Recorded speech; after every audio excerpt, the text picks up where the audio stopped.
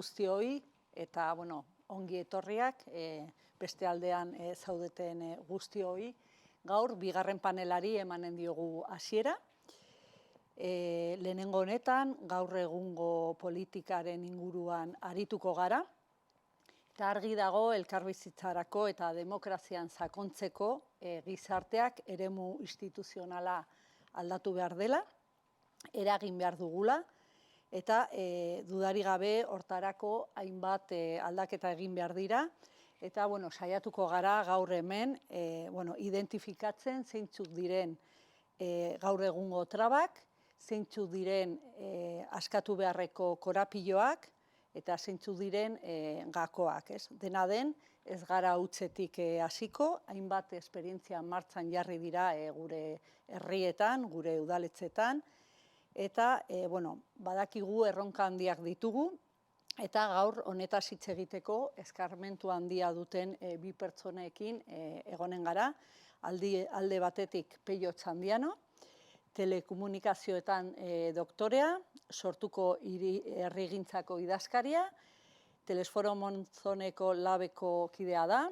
eta Pellok ere asko hausnartu du herrigintzaz, egitura instituzionalaz eta antolakuntzaz, honen inguruan ere aritu zara asko eta idatzi duzu desente, eta nik uste dut, hainbat gako gaur emanen dizkiguzu. Eta beste aldetik izango dugu Oen Obroin, beranduago sartuko da, eta Dublingo parlamentaria da, eta Sinfeneko bozeramailea etxebizitza, planifikazioa eta tokiko gobernuko alorrean. Justizia sozialaren alde lan egin du, esate baterako, zerga erreforma justuaren alde, etxebizitza sozialaren alde, eta beste hainbat eskubideen alde. Idazlea ere bada, eta hainbat liburu idatzi ditu. Azkena, etxebizitzaren inguruan. Etxea zergatik erantzuna da etxebizitza publikoa, hau da izenburua, eta liburu honetan aztertu ditu zeintzuk diren etxebizitzako larrialdiko egoeraren kausa estrukturalak, gaur arte emandako etxebizitza politikaren kritika zorrotza egin du, baina alternatibak ere planteatzen ditu. Berak emanen dizkigu gero zetasun gehiago, beraz, honen inguruan ez naiz gehiegi luzatuko, eta hasteko, emanen diogu hitza Pellori, ongi etorri, Pello, eta zurea da hitza.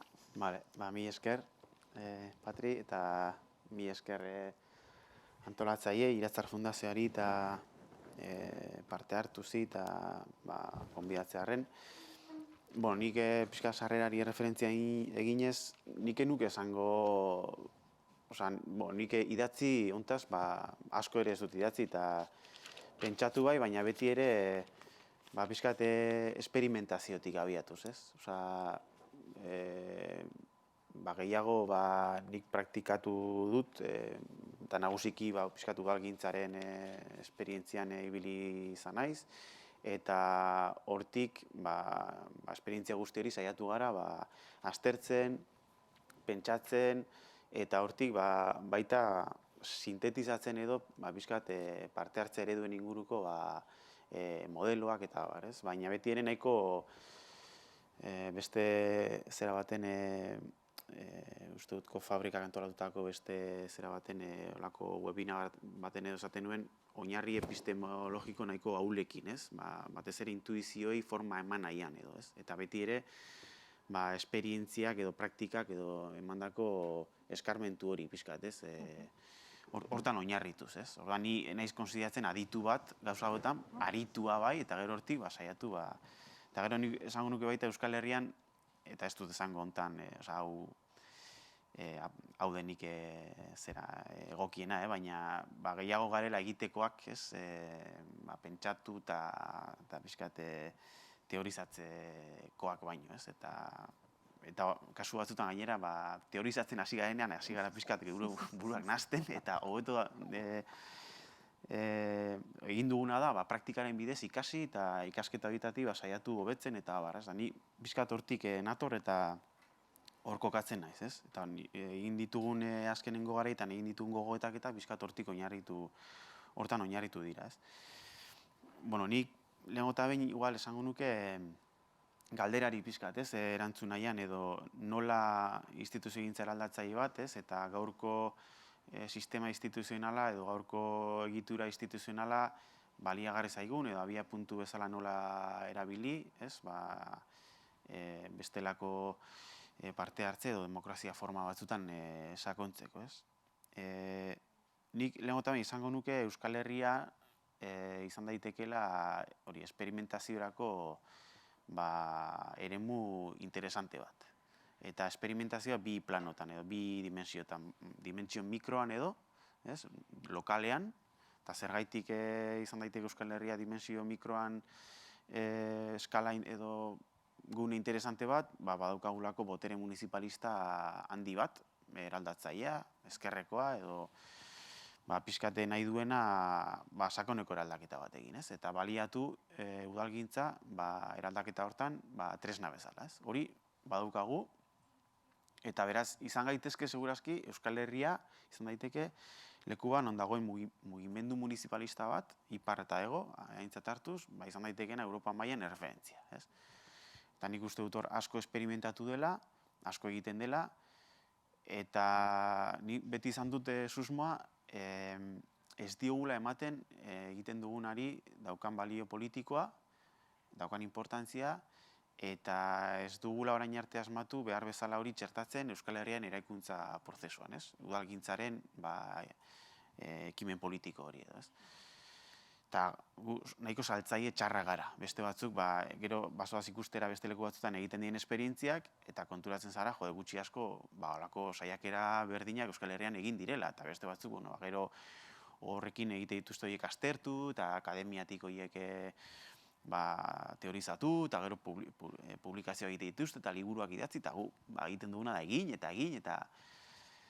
eta baina bai esango nuke, badaukagula masa kritiko importante bat, eta bagarela mugimendu municipalista bat Europa mailan izan daitekeena erreferentzia, ez? Batetik hori, eta gero bestetik baita eskala makroan edo, eta eskala makroa izan daiteke, ezberdina, ez? Euskal eskala, eskala nazionala, baina izan daiteke baita lurralde eskala, ez? Nafarroa izan daiteke edo Gipuzkoa, EAera etorri eta lurralde bakoitzaren ezaugarri soziologiko, sozioekonomikoa oso ezberdina dira, ez?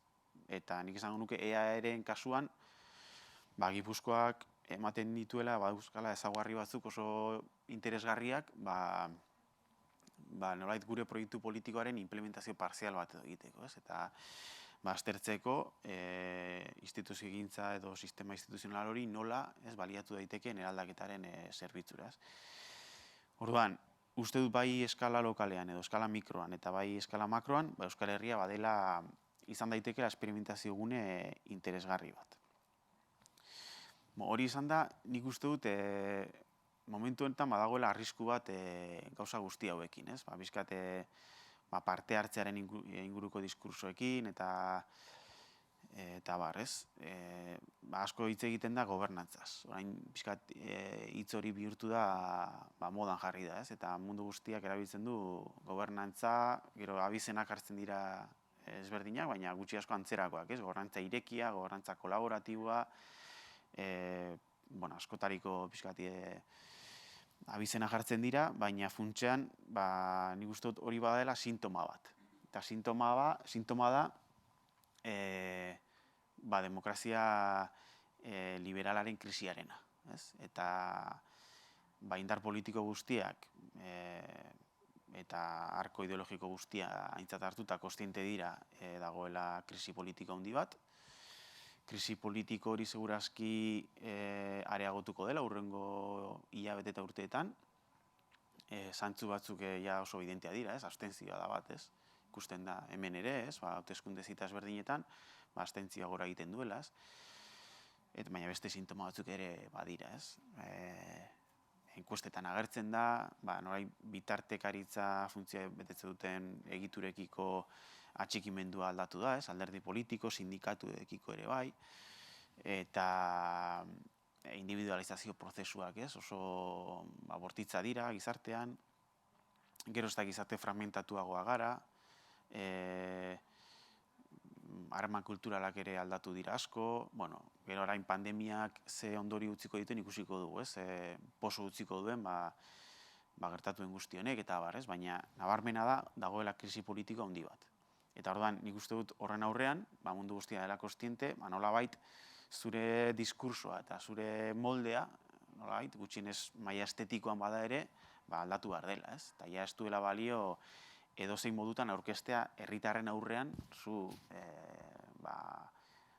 instituzioetan baldin bazaude edo baldin bazara gobernu alderdi bat, ez? Eta orduan hori, forma edo indar hartzen ari dira gobernantzaren inguruko diskursoak. Nik hori ikusten duan arriskua da, hori bihurtzea, hori gelditzea maila estetikoan, ez? Eta izatea saiakera bat demokrazia liberala relegitimatzeko, besterik gabe, ez? Eta nik uste dut horrek rekorrido laburra daukala, hain da sakona krisia eta hain da bortitza, datorren aldaketa, ez dagoela marketing kanpainarik balioko duenik hortarako, ez? Nolabait saiatzeko zu, nahiz eta diskurso ezberdinekin gauza berdinak egiten, ez? Baina nabarmena da, pixka saiakera horietan ari dienak hortan ari direla. Bueno, batzuk orain daude are atzerago, ez? Hemen entzun izan ditugu diskurso batzuk, Urkuluren beraren diskursoa da, instituzioen eta herritarren artean ez dagoela ezer, ez? Hori da planteamendu guztiz neoliberal bat, ez? Ez dago ez sindikaturik, edo gutxien ez zaila aitortzen sindikatu horiei legitimidadea, ez dago elkarterik, ez dago herri erakunderik, dagoena da gobernua eta gero hiritarrak, ez? Hiritarrak eta ez herritarrak, ez? Hiritarrak. Baina, bueno, pixkat, figura bat nik uste nahiko desgastatua dagoena eta diskurso batzuk inkluso PNV-ren baitan, ikusten ari direnak, hostias, horrekin ez da aski, ez? Edo hor behar da bestelako nolabait operazio bat, gutxienez, hori, saiatzeko relegitimatzen pixkat, egungo instituzio egintza eta gu alderdi bezala, ez? Eta ikustena, entzutena ari dira beste diskurso batzuk, planteatzen edinak hori esan dakoa, demokrazia kolaboratiboaren pixka diskurso bat hori, baina horiek ere, eta planteamendu aurreratuenak ere, planteatzen dutena da, hemen dagoela, batetik dagoela gizarte zibila, eta gizarte zibil aktibo eta dinamiko bat ondo ikusia da, eta hori, horren alde egiten da, baina beti ere gizarte zibil hori dedikatzen bada gizarte zibila egitera. Eta ez politika, esaten da, ez, politika nolabait baldintzatzeko saiakerak ez badira horiek. Politika hor ulertzen da argi eta garbi alderdi politikoak egiten dutela. Eta ez dagoela alderdi politikoetik haratagoko politikarik, ez? Ez dago politikan eremua mugatzen da alderdi politikoetara, ez? Eta orduan, gizarte zibilaren lana da, gizarte zibila egitea, eta gizarte zibila lantzea, eta alderdiena da, instituzioen esparrua, eta horrek ordezkatzen du politika nolabait, ez? Eta politika mugatzen da hortara. Horretarako, nolabait hori legitimatzeko, erabiltzen da diskurso hori, ez? Demokrazia, gobernantza irekiarena, demokrazia kolaboratiboarena, eta saiatzen dira, planteatzen, holako prozesu batzuk, parte hartzaileak edo, gonbidatuz herritarrak edo gizarte zibileko erakundeak hausnarketa prozesu batzutara. Baina hausnarketa prozesu horiek inoiz ez dira deliberazio prozesuak edo nolabait gure etorkizuna baldintzatuko dituzten prozesu nagusien inguruko ariketa deliberatibo parte hartzaile errealak. Dira, gehiago planteamendu estetikoak, ez? Ni uste dut hor daudela, gehien bat, pixka gaur egun, ez dakit, esango gu establishmentaren edo egungo estatukuaren defendatzaile diren indar politikoen pixkat parte hartze diskursoak hor daudela. Eta hori arrisku handi bada, desprestigiatu dezakelako pixkat egon daitezken beste saiakera batzuk, eta azkenean dena berdintzat jotzera eraman ditzakelako herritarrak, ez? Halako planteamentua, zein benetan egon daitezken bestelako saiakera benetako batzuk, ez? Egungo sistema instituzionala bideratze aldera benetako eraldaketa prozesuen mesedetara, ez? Batetik hori, baina nik argi daukat antzua direla bide horiek. Krisia hain da sakona, ez dutela funtzionatuko, eta orduan gerta daitekeela egoera batzuk oso larriak, ez? Eta haustura bat oso importantea egitura edo sistema politikoaren eta gizartearen artean. Eta nik uste dut hori herri bezala guri ez zaigula komeni. Ez zaigu komeni, hemen dauden pixkat erreakzio sozial batzuk edo dauden planteamentzuk izatea berdinak hemen eta Valladolizen edo hemen eta Dinamarkan, ez? Eta nik uste dut guri pixkat esker soberanista bezala badagokigula pentsatzea hori, ez? Egungo sistema instituzionala nola jartzen den herri irekuntza prozesu baten zerbitzura. Baina horretarako ondo hausnartu behar da hontaz, hau nola egiten den eta nola baliatzen den gure sistema instituzionala daukaguna eraldaketa horren zerbitzura, ez? Bueno, hori esan da, nik ikuste ditut bi bide nolabait demokratizaziorako edo hortarako, ez? Baliatzeko edo nola jarri egungo sistema politiko instituzionala pixkat eraldaketa eta herri eraikuntzaren zerbitzura, ez? Bat litzateke goiti berakoa, top-down izan daitekena, ez? Eta bestea beti gorakoa edo bottom-up izan daitekena, ez? Top-down horrekin edo goiti berako horrekin ari naiz planteatzen hori maila makroan edo, ez? Egungo Euskal Herrian maila makroa, azkenengo ikusita mundu globalizatu hau, ez dakit, Nueva Yorkeko auzo txiki bat, ez?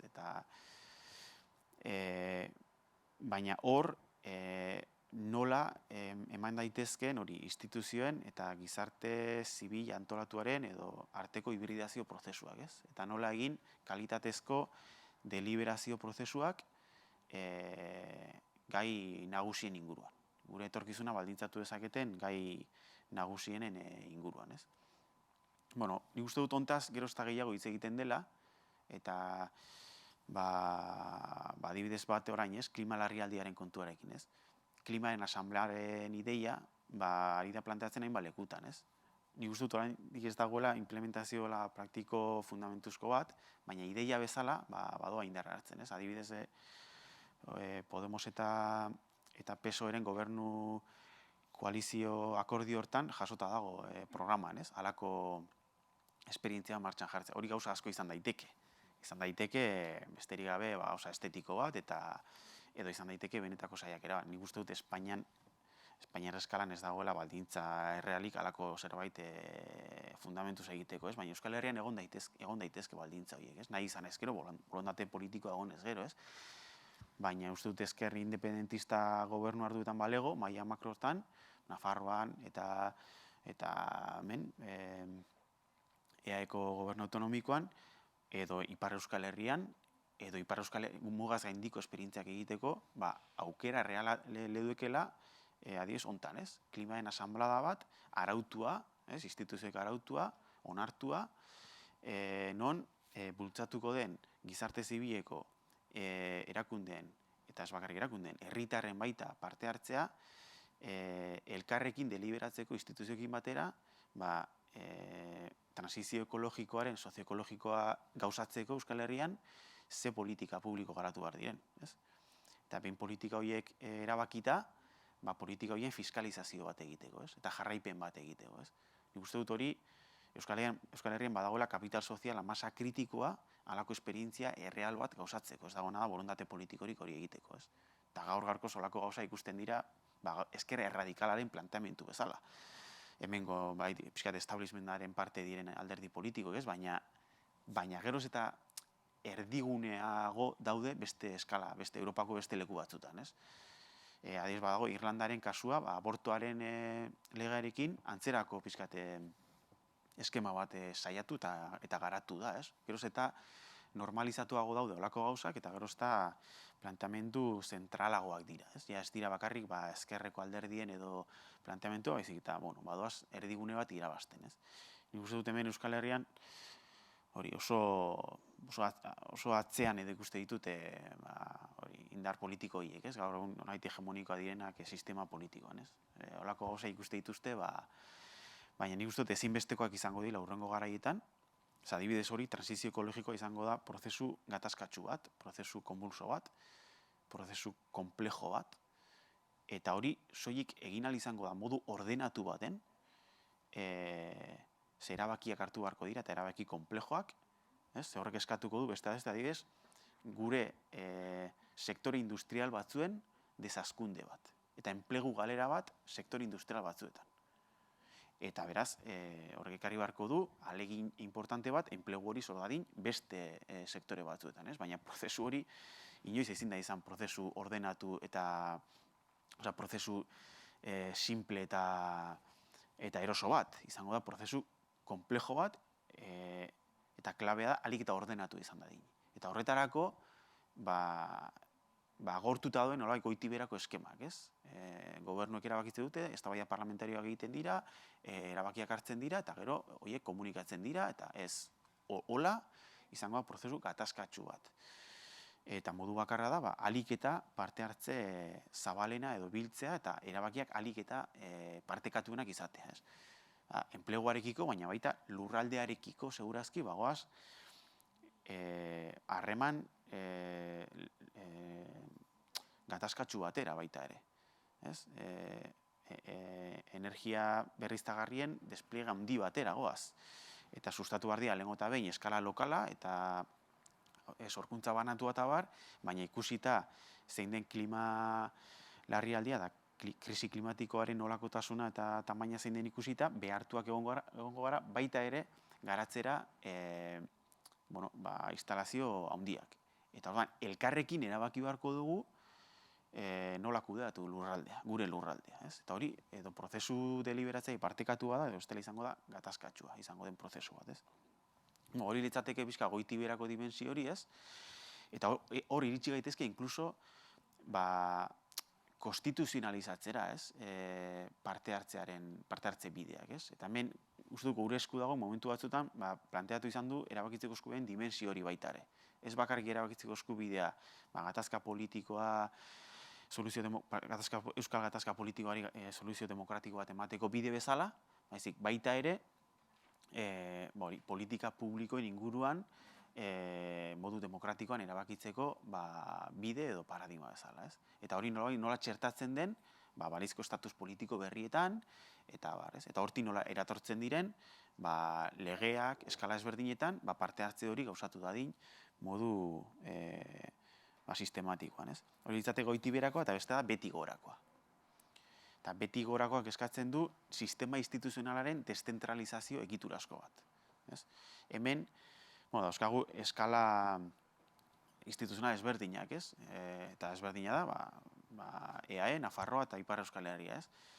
EAEren kasua da, daukagun lekua sistema instituzional komplejoena, daukagu eskala lokala, udala, dauzkagu lurralde eskala edo foru instituzioak, eta gero daukagu eskala autonomiko. Baina hemen, momentu honetan, udalek kudeatzen dute gastu publikoaren 13%, gutxi gora bera. Ideia bat hartzeko herrialde nordikoetan, dauden bi eskala estatala eta eskala lokala, udalek kudeatzen dute gastu publikoaren 70% kasu batzuetan. Hor dago, estatu ereduaren inguruko debate bat. Sistema instituzional nola antolatzen den, eta zein den pixkat bultzatuko dugun eredua. Eta nik uste klabea dela deszentralizazioa, botere politikoaren birbanaketa. Eta horrek eramaten gaitu, eraman beharko gintuzke, udalei beste presentzia, beste leku bat ematea sistema instituzionalean. Eta horrek eskatzen du, eskumena leku aldatzea, baliabide ekonomikoak areagotzea, eta abar. Argi dago, esperimentatzeko nolabait molde eraldatzaienak, eta ikusteko molde aurreratuenak, hibridazio hortarako, instituzioen eta gizartean, instituzioen eta herri mugimendun arteko hibridazio horiek esperimentatzeko leku aproposena eskala lokala dela. Eta hortan udalgintza estrategikoa dela. Eta horretarako, hori benetan eramateko beste estadio batzutara, beharko genuke sistema instituzionalen deszentralizazio bat. Hontaz, ja nik uste dut geroz eta kostenteago garela, eta leku ezberdinetatik ari da norabide hontan apuntatzen. Adibidez, hauek EAeko demokrazia patriarkalaren ikerketa hori, Jule Goikotxa eta egin dutena, hor, adibidez, planteatzen da transizio feministarako botere politikoaren birbanaketak dela estrategikoa, Eta nolait udalek egin dezaketen prozesuak komunitatearekin harremanduz eta hori badela klabetako bat, norabide hortan,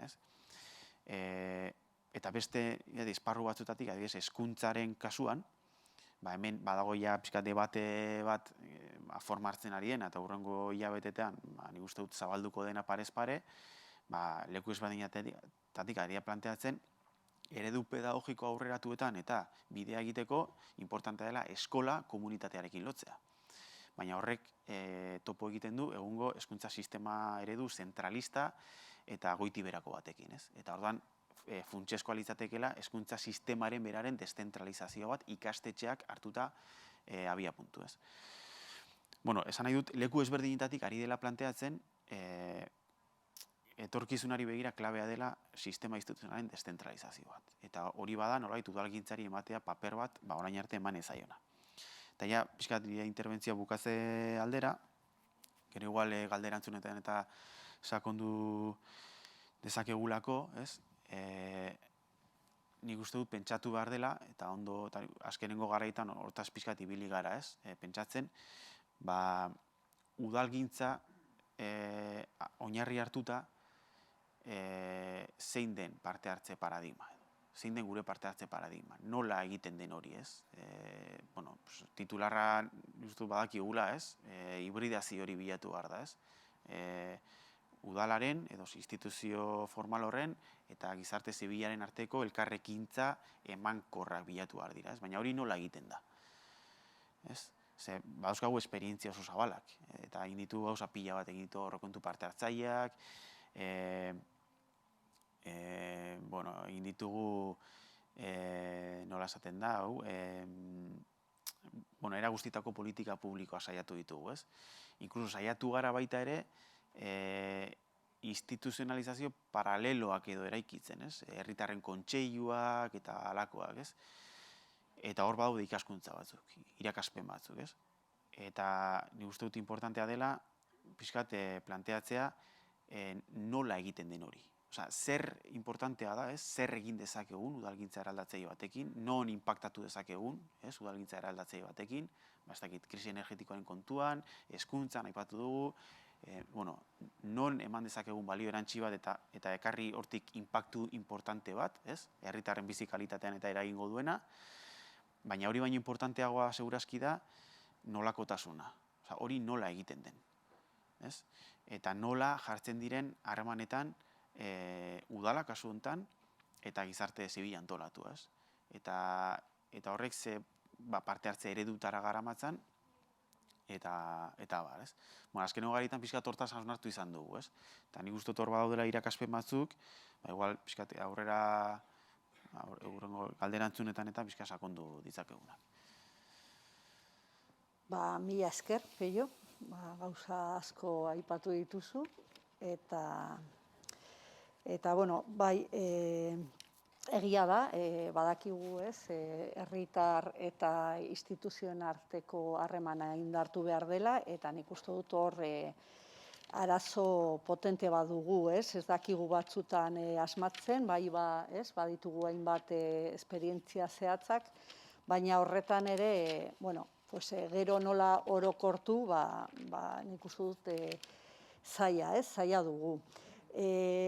Aurrekoan, begiratzen eta honen inguruan hausnartzen, gogoratu nuen Federitzik idatzitako liburuan mundua berriz liluratuz, berak aipatzen ditu hainbat praktika politikoa, eta herritarrek egindakoa, eta aipatzen du Kolonbian egindako prozesu eraldatzaile bat, da 80ko hamarkadan egindakoa, hasi zen garai hartan, eta emakume proletarioek, ama komunitarioak, deitzen dira madres komunitarias, talde bat eratu zuten pixkat kalean bizi diren aurrak hartatzeko, eta beraiei arreta emateko. Eta, lan voluntario gisa hasi ziren, eta bai gatazka baten ondorioz lortu dute, estatuaren diru laguntza hori egiteko. Pasatu da denbora pilo bat, atzo ere aipatzen zen, olako prozesuak luzeak direla, eta batzutan bidean geratzen dira, ez?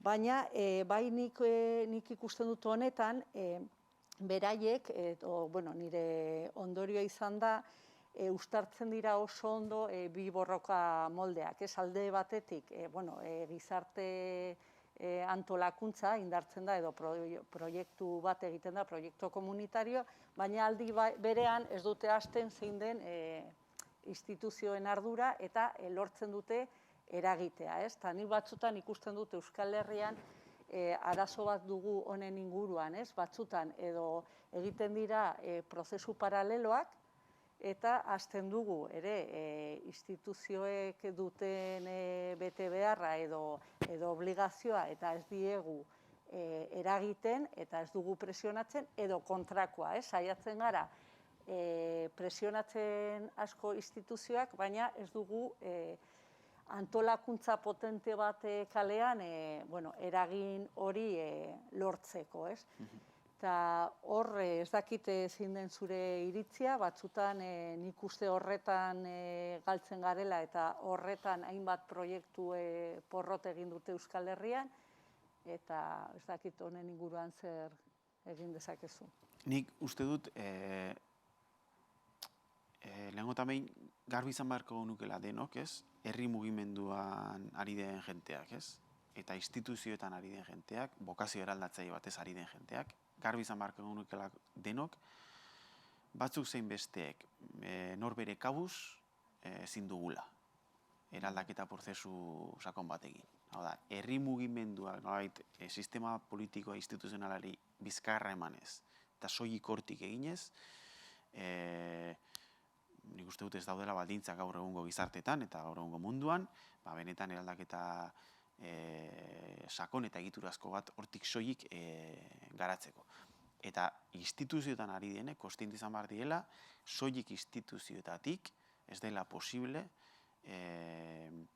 eraldaketa hori egitea. Eta orduan, deno daukagula elkarren beharra.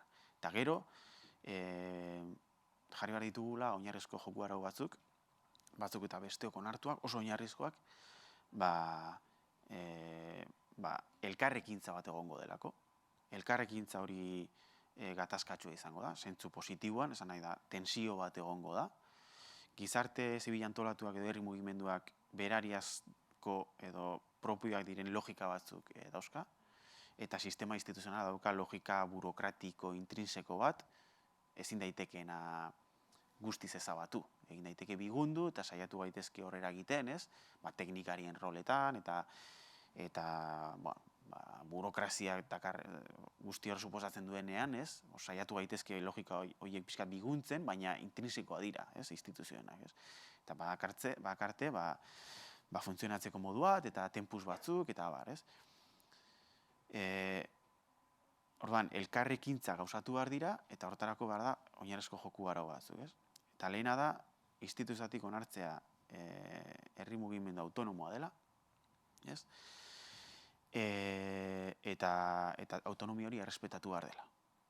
Eta bigarrena da, ikustea, autonomia hori errespetatuz, nola sort daitezken hibridazio esparru horiek, Baina, nire ustez lehen funtsezkoa da onartzea elkarren beharra daukagula, Ni gogoratzen dut eta aipatuko dute hau, Debagoienan aspaldi martxan jarri zen bagara izen da zuen prozesu bat, Eta esango dut hau da, nire pixkat irakurketa prozesu horrekiko, igual han ibili zirenek ez daukate iritzi berbera, eta igual, eztabaidagarria izan daiteke, baina hor egon zen intuizioa zen, Debagoiena dauka kapital sozial oso importante bat, kooperatibak, dauka unibertsitate bat, dauka ikastola sare oso potente bat, dauka gizarte antolatu importante bat, eta dauzka udalak, historikoki, ezker abertzalea gobernatuak, beraz, dauka dena, nola bait, Baina hor egon zen intuizioa zena esaten, gu autoeraketaren paradigma hortatik eraikiko dugu eraldaketa prozesu hau,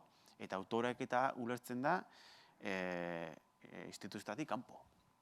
Osea, gu autoreak eta gure gaitasun autoratzaile hortatik gai gara enpresak sortzeko, gai gara unibertsitateak sortzeko, gai gara ikastola sortzeko, eta gizarte beharrak asebete ditzaken edozein prozesu antolatzeko.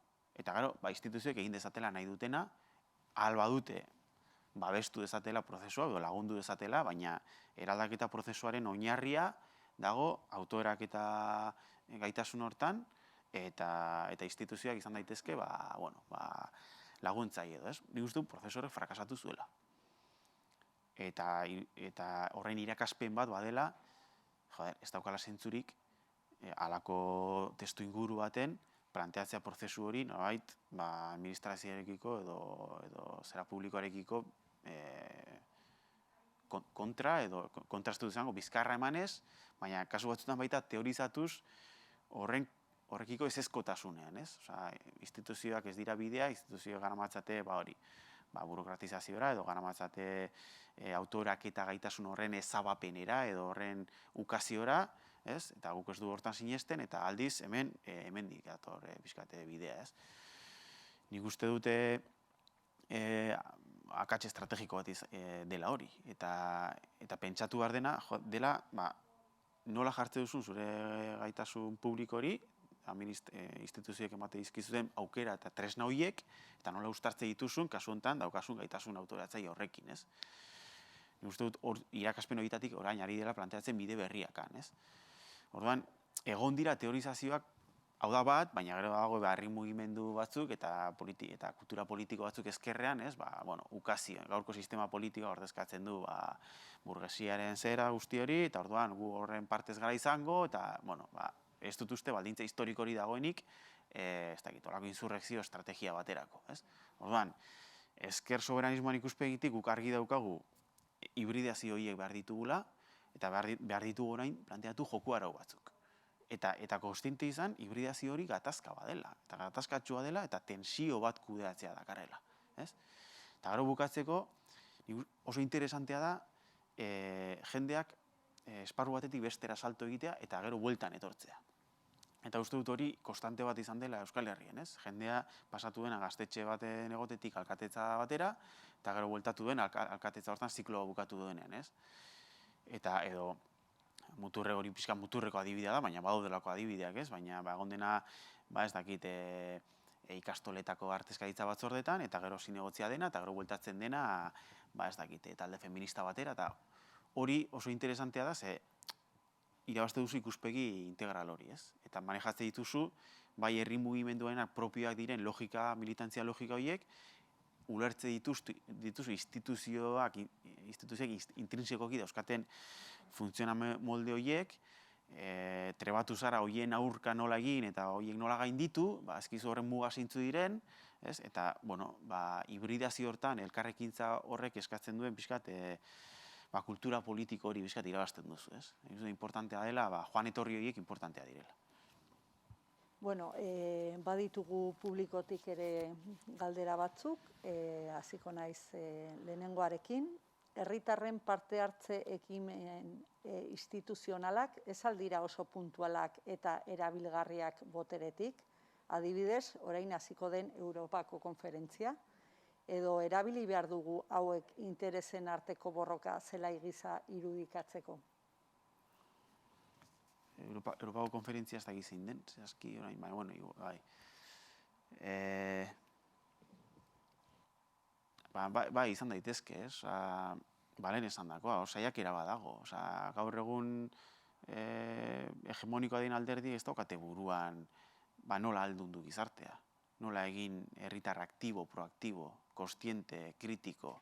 Nola, ze daukaten beldurra da, bide hori lantzen bada, eta gizarte heldu, aldundu, kritiko baldin badago, jende horrek ustinatu ditzakela hain gauza. Eta ez dela hain erreza gero, gutxi batzuen artean erabakitako gauzak inposatzea edozein modutan, ez? Hori hola da.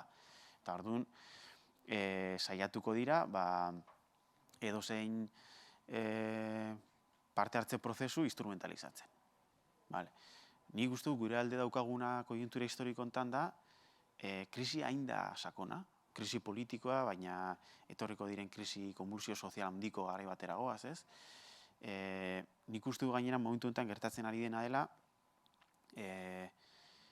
esango nuke, hegemonia neoliberalaren pitzatu dela, horraino, pitzatu da. Osea, dogma ekonomiko batzuk, neoliberalak hegemonikoak izan dienak, auzitan daudela inoiz ez bezala. Honekin inabil esaten neoliberalismoa gaindituko dela eta hori ja eginda dagoela eta holakorik, ez? Baina bai, irekitzen direla pitzadura batzuk, non hor muturra sartu genezaken eta horiek irekitzen saiatu gaitezken, ez? Zeintzu dira dogma horiek, merkatua gai dela arazo guztiei soluzio bideak emateko, ez? Zerbitzu pribatizatuek, zerbitzu publikoa privatizatzea eraginkorragoa dela, zergak igotzeak ez daukala zentzurik, ez? Etengabeko hazkundearen paradigma hori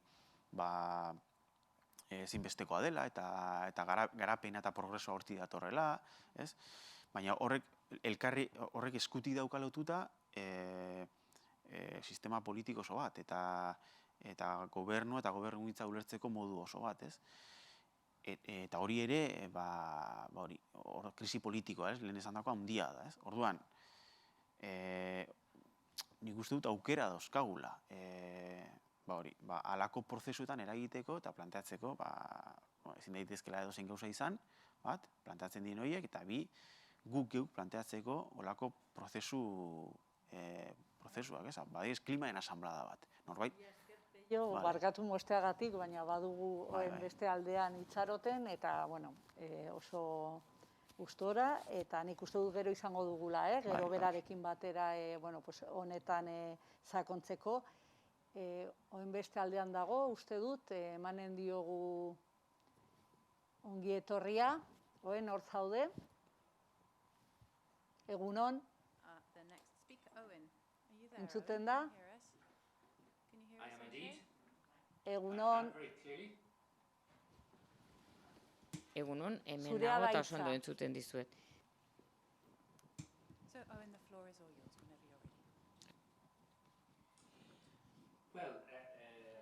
Egunon, lagunak. It's really great to join the conference and apologies for being late. I just caught at the end of the conference, so...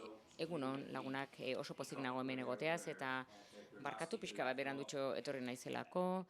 Azken zatia entzun berri dut, eztabaidaren azken zatia. Eta bi iruzkin egin nahi nituzke, eta pertinenteak iruditzen zaizkidalako. Askotan, guk ezkerreko mugimenduetan gaudenok, nolabaiteko antsietatea izaten dugu mugimendu politikoei buruz hitz egiten dugunean. Hau da, iraganetik etorkizun orain aldira pasatu gara, iraganaldian indar erreakzionario ugari zeuden, agintean zeudenak, eta guk joera bat dugu. Pentsatzekoa erakundeak eragile negatiboa dela estatu quo politiko eta ekonomikoan. Baina erakundeak hain zuzen ere beste edozein borroka gunearen antzekoak dira. Hau da, borrokarako guneak dira.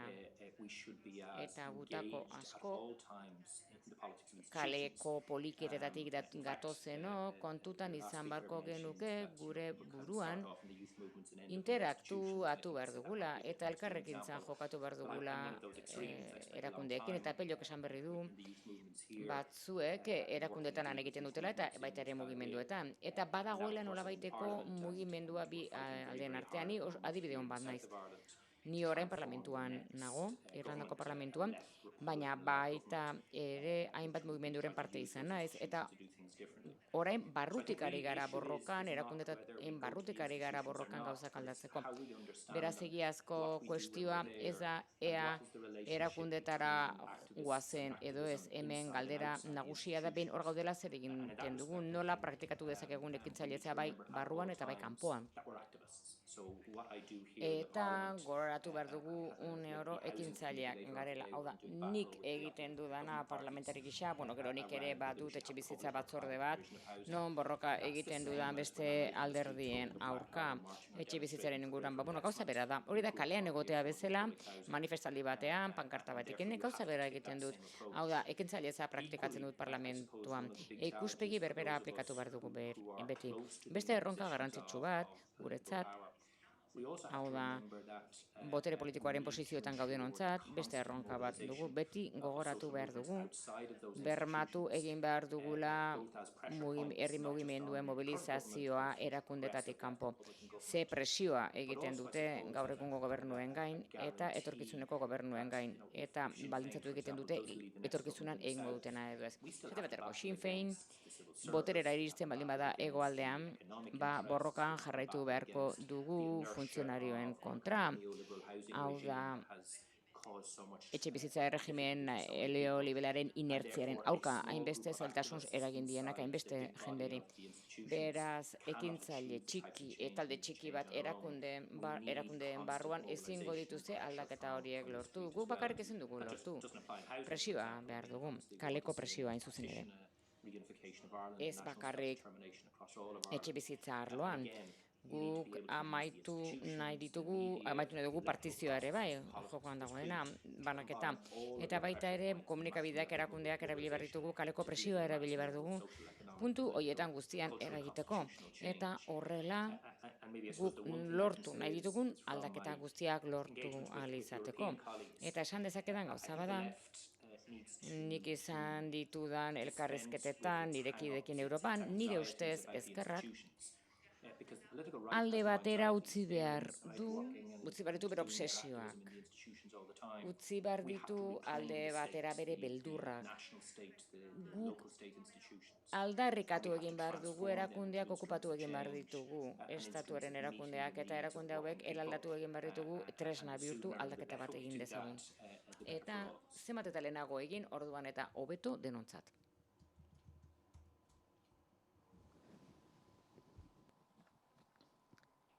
Mila esker, Owen. Interesgarria esandakoa, ez? Ez dakit Peio horren inguruan zerbait esan nahi duzun, edo...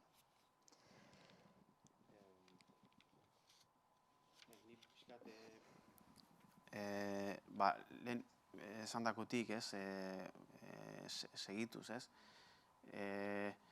Argi baldin badaukagu, ez? Behar dugula, ezkerrak behar duela, instituzioetatik kanpo, izan indar bizi bat, ez? Eta hor dagoela esparru oso bat, bai behar ditugula protesta mugimendu sendoak, ez? Mugimendu eraldatzaileak, imaginatuko dutenak bestelako mundu bat, ez? Eta izango dienak inpugnatzaile, egungo ordenaren inpugnatzaileak, ez? Eta uste dut datorrela, badoela mugimendu emergenteak radikalak, ez? Feminismoa da bat, ni uste dut ekologismoa goraka datorrela, eta hamarkada honetan izango dela beste mugimendu bat inpugnatzailea. Ez dut, badaudela diferentzia batzuen eta besteen artean igual, ez? Ekologismoa, nahiz eta inpugnatzaile izan eta gaitasun eraldatzaile hori izan, bada nolabait mugimendu konservadore, ze planteatzen duena da, egun ezagutzen dugun mundu hau ez dadila galdu, ez? Eta da erreakzio bat pixkat konservadorea zentzu hortan, ez? Pixkat beldurretik ere badaukana, ez? Beldurra da, mundu hau kolapsora joan daitekeela eta hondamendi baten atarian egon gaitezkeela, ez?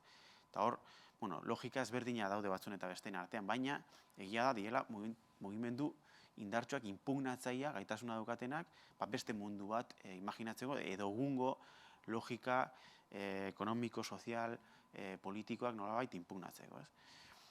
Hori behar dugu, baina aldi berean behar dugu eraikuntza prozesu hori garatuko duen ezker bat, ez? Eraikuntza prozesu bat, transizio ikuspegi batetik, prozesu gradualista bat aintzat hartuz, joango dena gaurtik eraikitzen bestelako ordena horren gutxienez oinarriak eta hortik geroz eta eraikuntza sendoago bat, ez? Hori behar badugu, ikusi behar duguna da hori, nola jartzen garen harremanetan, ez? Ze, bueno, bakoitza badauzka bere zeregin propioa, baina gero behar dugu elkarrekintza bat. Elkarrekintza bat, bi gauzetarako, eraikuntza material bat gauzatzeko, inpaktu bat izateko erreala eta importantea herritarrengan eraldaketa norabide eta bi, baita ere aldaketa kultural bat gauzatzeko. Nire ustez parte hartze prozesuen helburutako nagusitako bat hori da, eta neurtu behar da beraien kalitatea modu hontan. Hau da, parte hartze prozesu batek edo prozesu komunitario batek, zenbateraino lagundu du komunitate horren parte diren personen baloretan aldaketa gauzatzen edo eragiten baloretan,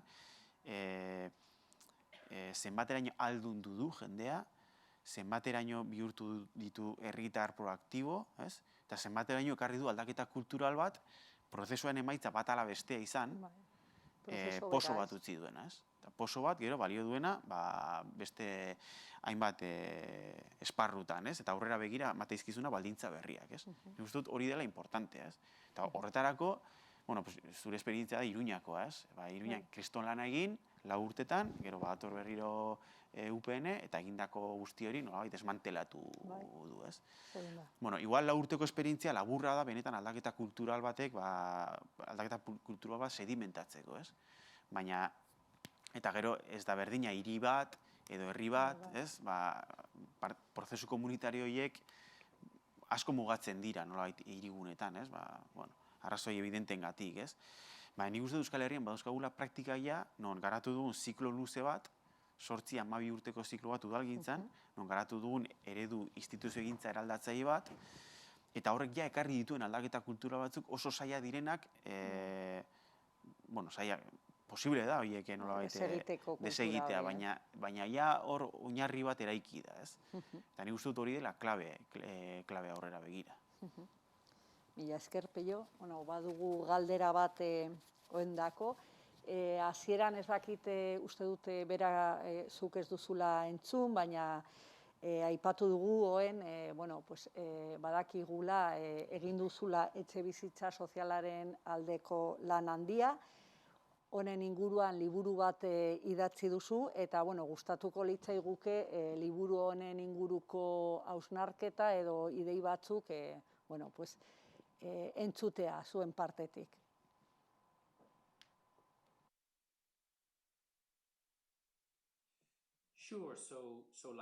Bai, noski. Herrialde askotan bezala, eta batez ere hirigune handietan, hemen Irlandan, etxebizitza bat sortzeko modua oso zaila izan da pertsonentzat, ez bakarrik langileentzat, baita ere lehen klase ertainekoak zirenentzat. Hau da, erosketa prezioa edo etxebizitza bat alokatzeko prezioa oso altua da. Izan ere Dublin da Europar Batasuneko 5. hiri garestiena, eta ez da txiripaz gertatu, eta ez da naturaren indar bat baizik, eta hori da 3 hamarkadatan etxebizitza politika neoliberalak egon direlako erakunden aldetik. Eta sistema oso zentralista da, gobernuaren aldetik, hemen Irlandan. Eta baita ere, gobernuaren egitura lokalak, udaletxeak ere egiten dituzten etxebizitza politikak. Beraz, Sinn Féinen ahalegindu gara azken urteetan, nolabait marrazten nolako izango litzateke etxebizitza politika alternatibo bat, sistema alternatibo bat. Hau da, izango litzatekeena benetako beharrei erantzuten. Hau da, atzean gelditu diren pertsona horien guztian beharrak asetzen, protekin duten politika horien ondorioz. Baina behar dugu bide horri bat. Ze kaleko jendea bizi direnak, beren familiak atera nahian, horiek ez dute zertan jakin zentzuk diren xehetasun guztiak. Beraiek jakin behar dute ea plan sinesgarri bat dugun egiazko urratsekin. Eta eramango gaituena etxebizitza sistema hobe batera. Eta nolako izango da etxebizitza sistema hori? Ze prezio izango duen? apartamentu bat alkilatzeak zenba balioko du. Hau da, zenba kostatuko zaie beraiei erostea, etxe bat erostea, beraz, nire liburuan 3 gauza egin nahi nituen. Alde batetik errepaso bat egin nahi nuen, historiaren errepaso bat, jakiteko zergatiko den gauden tokian, eta bigarrenez, begiratu nahi nituen azken 30 urteko politikak nola garatu diren. Batez ere konparatuz Irlanda beste herrialde batzuekin, baina batez ere Irlandan oinarrituz. Eta gero 3. zati bat du liburuak, eta hor nire asmoa zen nolabait sistema berri hori marraztea. Hau da, bide hori marraztea. Eta liburuaren argudio oinarrizkoa da, azken 30 urteetan gertatu dena Irlandan, hau da, gobernuak hartu dituzten erabaki horiek, nolabait kendu egin dute inbertsio horiek, ez dira inbertsio horiek egin etxe bizitzan, beharrezkoak zirenak etxe bizitza zerbitzu horretan, hau da, erantzunkizun hori traspasatu egin dio merkatuari. Gobernua erretiratu egin da bere gai horretaz, bere erantzunkizunaz. Eta gure arazoa, beraz izan da, estatuak transferitu egin dula bere erantzukizuna merkatura, eta alde batera utzi du egoera oso kaskarra, eta alde batera utzi ditu pertsona asko, etxe bizitza bat ezin izan dut dezaketenak, beraz emaitza izango litzateke, soluzioa izango litzateke, gobernuak ere berriro bere eginkizuna bere gain hartzea. Horregatik dira garrantzitsuak erakundeak. Eta nik uste dut, inplikazio handiagoa behar dugula estatuaren aldetik, eta ez bakarrik gobernu zentralen aldetik, eta tokiko gobernuen aldetik, baizik eta baita ere, etxe bizitza elkarteen aldetik. Elkarte horiek irabazi asmorik gabea eta pixka bat arduratu egiten dira etxe bizitzaren merkatuaz.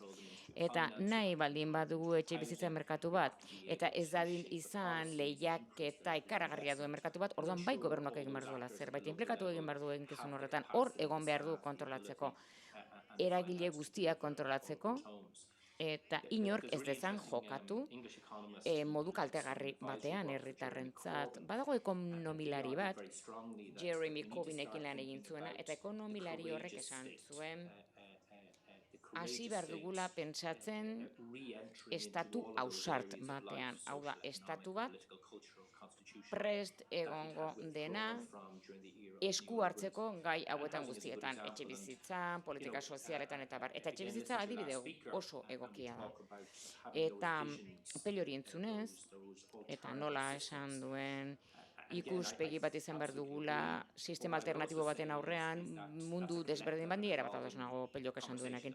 Nik ere esango nuke elkarrizketa hori eduki behar dugula herritar guztiekin, baina bien bitartean badira pertsona batzuk pobrezian bizi direnak, etxe bizitza pobrezian bizi direnak, edo badirela pertsona batzuk egundoko prezio ordaintzen ari direnak apartamentu txiki batean bizitzeko Dublin erdialdean, aurre batzuek ez dute etxe bizitza duinik, eta 100.000 pertsona daude kalean lo egiten. Hau da, kanpinendak daude Dublin osoan barraiatuta, beraz, guk pasatu behar dugu ariketa horretatik. Ikuspegi zabalago bat lortu behar dugu, baina zerbait egin behar dugu oraintxe bertan pertsona horiek guztiei laguntzeko, eta lurralde metafora bat emateko, azken 20 urtean ikusi dugu merkatuak politika sozialaren lekua hartu duela, hau da merkatuak kendu egin dio arlo sozialari, eta egoera hori irauli egin behar dugu, erreklamatu egin behar dugu rol askoz ere aktiboagoa estatuaren aldetik arlo hauetan guztietan. Eta Irlandan ikusi duguna da, azken urteetan, hasi egin dela herri mugimendu bat etxe bizitza arloan. Hainbat ikaslek okupatu genituzte eraikinak, etxeak, hirietan. Badago aliantza informal xamarra hainbat mugimenduren artean, baina horietako asko daude. Eta denek gaia eztabaidatzen ari dira, etxe bizitzaren gaia. Eta gainera mobilizazio masibo bihurtu da gizarte zibilaren aldetik. Hau da, mugimendu horiek guztiak etxe bizitza duina eskatzen dute eta eskuragarria. Eta ordaindu daitekena, eta horrek efektu oso garrantzitsua du, ze hitz egin duzua ere kulturaz eta jarrerez. Eta guk ikusi duguna azken urteetan Irlandan izan da nola aldaketa bat egon den jarrera publikoetan, baita ere mugimendu formalen parte ez direnen aldetik, kaleko jendea ulertzen hasi da konturatzen ari da zergatik dauden haurrak larrialdiko etxebizitzetan. Zergatik dauden itxaron zerrenda etxebizitza sozial bat lortzeko 15 urtean. Zergatik gertatzen da, hori arrazoi badago, ez da kasualitatez gertatzen. Badago arrazoi bat horretarako guztierako. Dena dago elkarlotuta. Dena dago etxebizitza politika neoliberal bati lotuta porrota izan duen politika. Gobernuak ezarri duena. Eta guk hori aldatu nahi badugu, antolatu behar dugu eta mugitu behar dugu herritar gisa. Hainbat erakunde egon dira, lanean ibili direnak, joan dan hamarkadan, eta gero hauteskundeetan ere argi ikusi zen, aldatzen ari direla jarrerak. Beraz, inkestetan, galdetzen zitzaionean herritarrei zein zen gairik garrantzitsuena hauteskundeetan, gehienek erantzuten zuten etxe bizitza zela gairik larriena edo garrantzitsuena. Eta beste gai batzuk ere bazeuden, elkartzearena, gero zen muga jarri diguten Ipar Irlandaren eta Errepublikaren artean, baina gu Sinn Feinek emaitza oso positiboa lortu zuen azken hauteskundetan. Zergatik, guk ikuspegi oso argia dugulako, badakigulako nola nahi dugun gauzak izatea. Eta gainera badugu ibide horri bat, eta horrek gure alde egin du, noski. Programa bat egon da, BBC-ren aldetik, saio bat kalera ateratzen zen, eta herritarrek galdetzen zien, ea zerbait aldatu den Brexitaren ondoren, eta ea pertsona horiek, ea egongo lirateken Irlanda elkartu baten alde. Eta ikusi dugu lehen alde etzeudenak, elkartzearen alde, orain bai daudela Brexitaren ondoren, beraz aldaketa bat egon da, jarrera aldaketa bat. Baina noski, gehienak, pertsonen gehienek, ez dute guk orain hitz egiten dugun bezala hitz egiten, ez dira gai horretan pentsatzen ari. Hau da, lanera joaten dira, etxera joaten dira, eta nahi dute etorkizun hobea bere seme-alabentzat. Nahi dute bere adiskidekin atera eta kirolagin. Eta nahi dute parte hartu kultur jardueretan. Eta bapatean, guk elkarrizketa hauek ditugunean garrantzitsuak direnak, orduan gogoratu behar dugu guk ere nola pentsatzen duen kaleko herritarrak, ez dutela gu bezala pentsatzen, ez dituzela elkarrizketa hauek, ez dutela hitz egiten hizkera berbera erabiliz, beraz guk haiekin hitz egiten dugunean ere aldatu egin behar dugu gure hizkuntza, gure hizkera. Gauzak ikusi behar ditugu beren ikuspegitik. Hau da, guk erabiltzen dugun hizkerak izan behar du ulergarria herritarren aldetik. Eta gu gai bagara hori egiteko, orduan bai izango dugula arrakasta. Indartu egingo dugulako mugimendua eta eraiki egingo dugulako indar politikoa, guk behar dugu indar politikoa erakundetatik kanpo behar duguna. Eta amaitzeko nire parte hartzea zerbait esan nahiko nuke.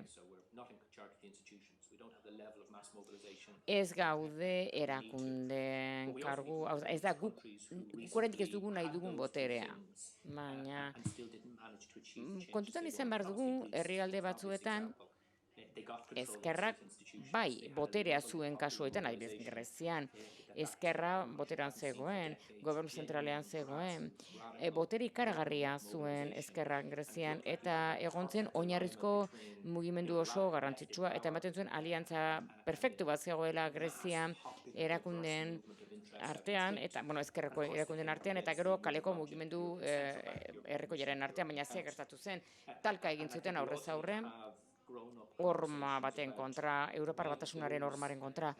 Beraz, hitz egin behar dugu ere horretaz, zergatik porrota izan zuen Greziak, zergatik gure kideek porrota izan zuten, eta gero Portugal. Zer da gertatzen Portugalen?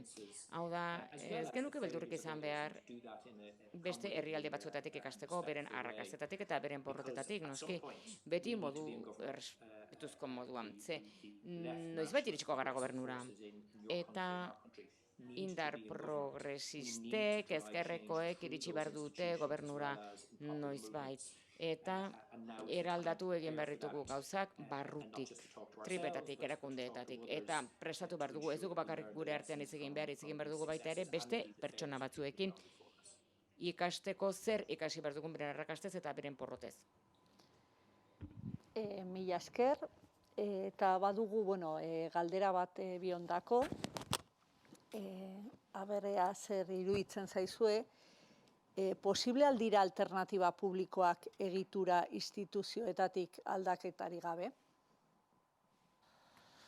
Peio, hasiko zarazu? Bai, nik esan duenarekin guztiz ados nago, nik uste behar dela oreka bat, eta nire azalpenaren lehen zatian pixkat hori saiatu naiz, ez? Pixkat dimensio vertikalan eta horizontalen arteko oreka bat behar da. Osa, lehen esan dut, ez? Goiti bera eta beti gora, ez?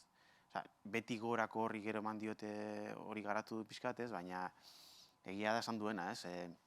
Gaur egun ze gizarten mota dauzkagu. Eta hori ez badugu ondo neurtzen, errealitatean kontra ingo dugu. Eta nik uste dut denoi gertatu zaigula, ez aurrekoan komentatzen genuen telefonoz, Patri,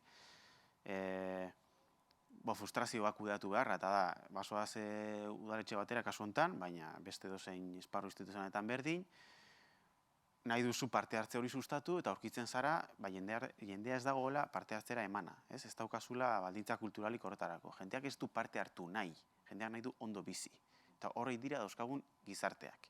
Eta hori ez badugu ondo neurtzen, ez dugu asmatuko, ez? Orduan, dimentsio horizontal hori nik uste dut etengabe landu behar dela, eta hor behar ditugu aldaketa kultural, arnaz luzeko aldaketa kultural horiek landu, ez? Sustatu, baina aldi berean behar dugu efektibidadea. Nik uste goiti beherako dimensio horiek, dimensio vertikal horrek, berak aipatu dena bezala, bilatu behar dutela efektibidade bat. Gehiago, halako kontestu hain zaietan, ez? Krisi sozialen eta ekonomiko handiko kontestu baten, ez? Badakozu etxe bizitzaren arazo hori, eta hor, parte hartze prozesua importantea da, eta deliberazio horiek eta egitea, baina importantea da, ematea soluzio bide efektibo bat arazo horri. Ze jendearen gehiengo batek ez du parte hartuko halako deliberazio prozesu baten, nahi duen, daukana da arazo bat, arazo larri bat, eta bere bizitzari eragiten diona, eta orduan horri soluzio bat ematen espadiozu, jendeak ez du aldaketari ikusiko, ez? Orduan nik uste dut hor behar dugula oreka hori ondo zaindu, ez? Eta gero, nik uste dut egin duen reflexio hori, dator, momentu honetan badago estatuaren itzulera bat, ez? Lehen esan dako hori, ez? Dogma neoliberal horiek utxe egin dute, eta begibistakoa da merkatua ez dela gai, bere kabuz, dauzkagun arazoi aurre egiteko. Arazo askotariko. Etxe bizitzarena da bat, baina klimaena da beste bat. Gure gizarteetan daukagun aniztasun kulturala ezin daiteke kudeatu goiti bera, modu demokratikoan. Dualizazio soziala, eta bar, ez? Hori merkatua ez da gai bere kabuz hori konpontzeko. Eta orain, ikusten ari dira, zantzu batzuk emate dutenak ziklo ekonomiko berri bat edo etor daitekena, ez? Aste honetan jakin du, hori Bidenek estimulu programa bat martxan jarri nahi du Roosevelten garaitik ikusten ez dena, Europar Komisiotik ere entzutena literatura bat orain arte entzun ez dena, ez? Eta orduan horrekiko reakzionatzen dugu beti normala denez, reakzionatzen dugu mesfidantza handiarekin, ez? Baina nik uste dut interpretatu behar dugula egoera hau. Dator aldaketa handi bat, neoliberalismoak porrot egin duelako, bat, inoizko desberdintasun sozial handiena sortu dituelako, eta bi, krisi ekologiko bat ekarri duelako, gizadiaren biziraupena bera kolokan jardezakena epertainean, ez? Ordan, halako kontestu baten, nik uste dut ezkerrak egin behar duela estatuaren kontrola irabazi. Eta goiti berako pixkat dimensio hori importantea da, eta hori, ados nago eraik, behar ditugu aktivistak instituzioetan txertatuak horretarako, ez? Planteatzeko hortik logika neoliberalen kontrako bestelako erantzunak, ez? Nik uste dut, hurrengo garaietan hor aukera berriak zabatzen dira baita ere. Eta hor ere, egon bar garela, buru belarri, halako gaietan, etxe bizitzarena bezalako gaietan, transizio energetikoa bezalako gaietan, datorren rekonbersio industriala pixkat horri erantzun estruktural bat emateko saiakeran, eta bar, eta bar. Oen, galdera hau erantzuteko? Absolutely, and in To answer the first part of the question in terms of Bai, changing ados the nago, institutions, the first thing is we guztiz have to be very ados. clear what they are. Erakundeen And I think one of the problems for the aldaketari left buruz, is lehenik that eta they're having behin two jakin competing behar understandings dugu, of what political institutions in the ezkerrak year of capitalism izan duen are. arazoetako bat Leninist izan idea dela, that the institutions lehia are bat almost egon an dela actor, an agent erakundeak of zer capital diren that have to ulertzeko be moduaren smashed. inguruan, And that's where sistema that kapitalistaren anxiety testu and inguruan, reluctance of the radical left eta hor to enter sortzen da into the gure institutions come antxietatea, from.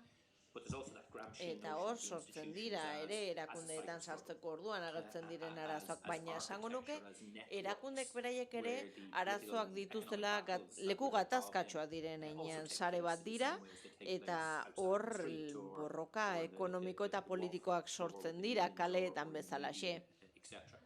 And of course, Sindikatuetan from this bezalaxe, conversation, I think edabideetan both of us bezalaxe, are on erakundeak that ere leku Gramscian side of the gatazkatsuak debate, dira. which means Eta if the nik esango nuke hemen institutions gauden are solaskideak thought ados of like gaudela, architecture networks, eta then while we're ulertzen inside dugula, doing our work, we can also arkitektura reshape them. sare We can bezala get different tratatzen people baditugu to erakundeak guk participate in hor those barruan networks, and ere that's egon really, beharko really important. dugula, jendeak And parte hartu likewise, beharko we can duela reshape the sarearen parte architecture from the horretan inside, ere almost bai. think about it like renovating your flat or Beraz, your house. arkitektura hori It's a barrutik different type of definitzea conservative style interesatzen that the previous zaigu. architect or Askotan occupant gertatzen did. da, ez da? So Ez you're in there, bazaizu you've got to gustatzen open up estilo more light kontserbatzailea and arkitektura, make it bazuk fresher leiho bat and egin cleaner dezakezu, and eta more horrela environmentally eraldatuko duzu eraikinaren friendly. What I'd itxura, also eta say barreza.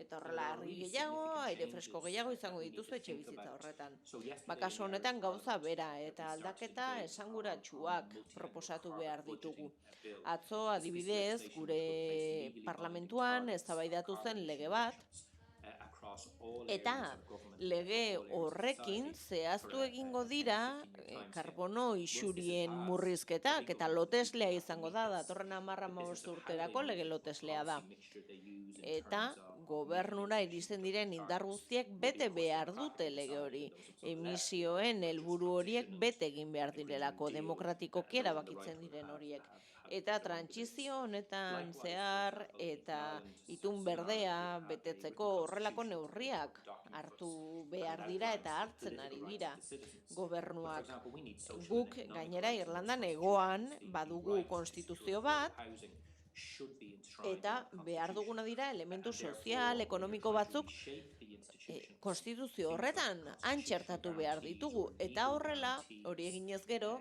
that konstituzio oblige bermeek governments albidetuko through dute whatever erakundeen policy eraldaketa. formulations they feel are appropriate, to Formulazio guarantee politikoen certain things, whether it's bitartez, emission reductions or gobernuek provision of universal gauza services jakin batzuk are bermatu absolutely beharko appropriate. lituzkete, And I think in all of that besteak context, beste, we have to remember, karbono emisioak. uh, Eta hori da our testu other ingurua, big testu political inguru horretan project, gabiltza, which is eta gogoan izan behar dugu in the Irish case, proiektu reunification, politiko handiak ere baditugula self-determination. eskuartean. And let's also Irlandaren remember kasuan lurraldea that the vast elkartzea, majority of people, zuen kasuan they don't think about the buru jabetza. constitutional architecture and institutions Gogoan izan behar that dugu they gainera, operate normalean in jendeak their ez duela day-to-day pentsatzen lives. erakundeen And they only arkitektura really start to be konstituzionalean convinced haien of the need for egunerokotasunean. constitutional change when the Eta current status hasten quo direnean doesn't ulertzen allow them aldaketa to bat live the kinds of beharrezkoa dela lives that izaten they da want status quoak to ez do. dienean So therefore, we have to at baimentzen all edo times aukera make ematen people nahi duten realize that, bizimodua edukitzeko. there's a relationship Beraz, between the housing system, between the childcare system, une between the oro, healthcare system, esan between the behar diegu environmental, eta helarazi behar policies, diegu and the overall harreman bat institutional dagoela constitutional sistema architecture. osoen artean And I think eta haien Scotland is a bizimoduen really artean. interesting example Eta here politika because what guztiek both zerikusia the dutela independence movement erakunden in terms of the arkitektura grassroots, horrekin. of that campaign, and the SNP, Eta mugimendu also independentista if they adibide make argi people bat da, realise, esango nuke. that there is an Ari esker, interrelation jendeak between ulertu social, duelako, economic, political, and cultural hartu eman bat policies dagoela, and harreman bat constitutional dagoela, framework within which politika they operate. guztien And artean if people eta want konstituzioaren socioeconomic, political, esparruaren cultural change, and I think we're in a artean. moment, because of the Eta failures that horrexegatik, Theo has outlined over the last 30 years, where more and more aldaketa people want that sozialak, change. ekonomikoak Our bultzatu job nahi is to convince direnean, them then that change is better eta horregatik, delivered in gertatu the dira porrotak azken constitutional, 30 urteotan, institutional gurean, change framework which we want, which jendeak of course ulertu behar duena da is national aldaketak self-determination. konstituzio mailara iritsi behar And I think if we direla, can successfully move eta those horrek targets, zerikusi handia duela and autodeterminazio learn lessons from the nazionalarekin, SNP here, gure show kasuan. we can competently Eta manage institutions guk hori and deliver better ongi ikasi outcomes dugu for hemen, working people on a range of issues. ikusi dugulako horrela jendeak ulertzen duela kudeaketa hobe bat egin daitekela erakundeetatik eta horrela iritsiko dela beraiek nahi duten aldaketa. Askotan aldaketaren beldur izaten delako jendea eta orduan ulertu behar dute aldaketa hoberako izan daitekela, urratsak eman ahal izango dituztela haien bizitza hobetzeko eta urrats lortuko dugula benetako aldaketa sozial, kultural eta ekonomiko hori hoberako izango dena. Eta horretarako konstituzioa erdigunean dago. Eta gure kasuan proiektuaren erdigunean jartzen dugu behar dugulako aldaketa horiek maila horretara iristea. Eta esango nuke, ongi egiten badugu, emaitzak izango ditugula, eta proiektu nazionalistak zalantzari gabe jendearen eskubideak babestuko ditu, eta hori ere Mila esker, jakinarazi behar dugu. Oen, ez dakit zerbait gehiago esan nahi duzuen. Bai, Ez. Peio, bai. Egin duen Deitu. hausnarketa hori da uste dut EH Bilduk orain kongresuan ponentzia politikoan egin duen berdina, ez? Eta zentzu hortan da oso interesgarria ikustea gaudela antzerako sintonia batzu, sintonia batean denok, ez? Pixkat EH Bilduk esaten du ponentzian, ez? Orain arte igual burujabetza formalari jarri diogula arreta asko, eta gure imaginarioa eta gure diskursoa, ez? Diskurso soberanista oinarritu dugula asko, eskubide nazionalen aldarrikapen hortan, ez? Eta erabakitzeko eskubidea bera ere, pixkat hor konzeptualizatu dugula. Eta bideo hori ez dugula alboratu behar, ez? Importantea delako mantentzea pulsu demokratiko horren eztabaida bizirik eta pulsu hori indartzea, ez? Hemen badago gatazka politiko bat, hemen arazo demokratiko badago, eta gatazka politiko hori konpontzen da Euskal Herriaren eskubide nazionalak aitortuz eta Euskal Herriari erabakitzen utziz, ez? Baina horrekin batera, eta igual inkluso lehentasunez ikusita ze kontestu historikotan gauden, behar dugula erdigunean ekarri burujabetza materialaren eztabaida, ez?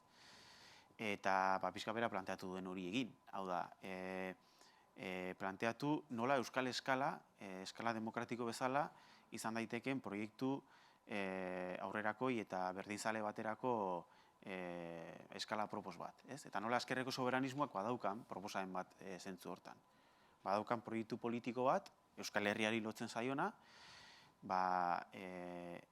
gizartearen premiak asebetetzeko eta euskagun erronka sozialei modu eraginkor baten erantzuteko, ez? Eta orduan hasi behar garela hitz egiten asko gauza hauetaz, etxebizitza politikaz, osasun sistema, zaintzaren krisiaz, eta horrek eskatzen duen soluzioetaz, zaintza sistema publiko komunitario batetaz, klimaren erronkari nola egiten zaien aurre gure herri ezaugarrietatik, dualizazio sozialari norabide, krisi demografikoaren aurrean nola bermatu dezakegun pentsio sistema publiko bat, eta bar, ez?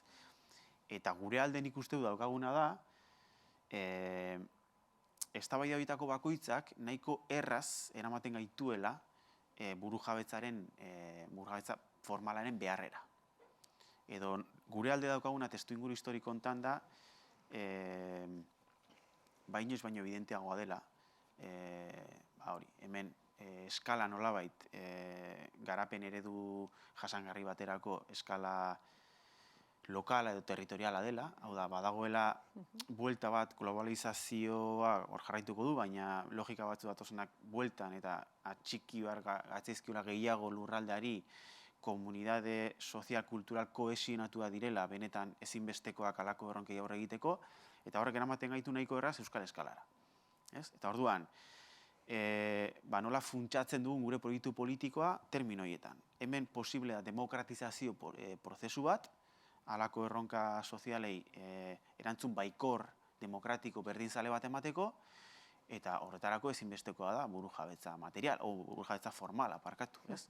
Eta hortik nolabait, irabazi gizarte sektore berriak. Ez datozenak igual abertzaletasun klasikotik, edo nolabait komponente etniko-kultural hortatik, abertzaletasunaren komponente etniko-kultural hortatik, baina gero ez da gehiago etor daitezkenak modu natural baten, hortik, ez? Ni ulertzen dut, transizio energetikoa egiteko euskal eskala funtzional badela, eta beraz, proiektu horri lotzen natzaio, ez? Hori da, nik uste dut pixkat esker soberanismoaren proiektu politikoa, ez? Eta uste dut nolait historia gure alde daukagula zentzu hortan. Igual, 20. mendean, Euskal Herrian, orain ikusita retrospektiban, igual historiaren kontra joan gara, eta egin duguna resistentzia borroka bat, ez? Ekonomiak nazionala ziren, estatu-nazio handioiek izadute, mundua horren arabera antolatu da, baina globalizazio kapitalistaren krisiaren testuingo historiko hontan, ematen du komunitate kohesionatue, sozialki eta kulturalki entidade badaukaten komunitateek eta lurraldeari lotzen zaien komunitate horiek direla nolabait unidade funtzionalak ongizatean eta aurrera egiteko, ez? Beraz, uste dut hor esker soberanismoa daukala aukera, eta ez da kasualitatea esango nuke, Irlandan esker soberanismoak salto kualitatibo bat eman izana, Eskozian prozesu independentista bat egotea, Katalunian, Korsikan, ez da kasualitatea. Eta ematen du hori badela sintoma bat, ez? Esker soberanismoa ari da asmatzen bere proiektu politikoa aurkezten gizarteari egungo kontestu historikoari erantzun baikor bat emate aldera, ez? Eta nik uste dut sintonia hortan gaudela. Oso, mila esker, Peio.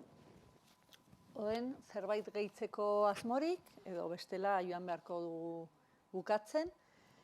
Bueno, nik printzipioz laburpen txiki bat egin behar nuen, baina egia esan da, zaila egiten zait, egindako guztiarekin, baina, bueno, nik uste, biek esan dute ideia importante bat, ez? Eta da, bion diskurtzoan, nik azpimarratuko nuke momentu hontan, ez, pertsonak erdigunean jarri behar direla, eta, hildo horretatik esan duzun bezala orain dena irabasteko dugu, eta, pentsatu beharko dugu, eta nola egiten dugun hori, ez? Eta, zuk bai hainbate adibide eta planteatu dituzu, eta hoenek ere bai instituzioetan eta bai kalean egon behar garela, uztartu behar dugu lan hori eta nola egiten den eraginkorra eta arrakastatsua izateko. Eta, goitik bera, behitik gora ere bai, eta, bukatzeko eskertuko nuke pixkat emandako baikortasun puntu hori, nik uste dut egoera larri baten gaudela eta batzutan azken bola hontan eskortasunan ikuste gehiagiari dela zabaltzen eta ez dela ona, ez? Gauzak edo prozesu eraldatzaileak aurrera eramateko. Eta, zuen adibideekin ikusten da, ez? Gauzak egin daitezkela, aukerak badaude, orduan, mila esker emandako ideiarengatik eta egindako hausnarketarengatik. Eta orduan, hemen uzten dugu eta mila esker beste aldean zaudeten guztioi.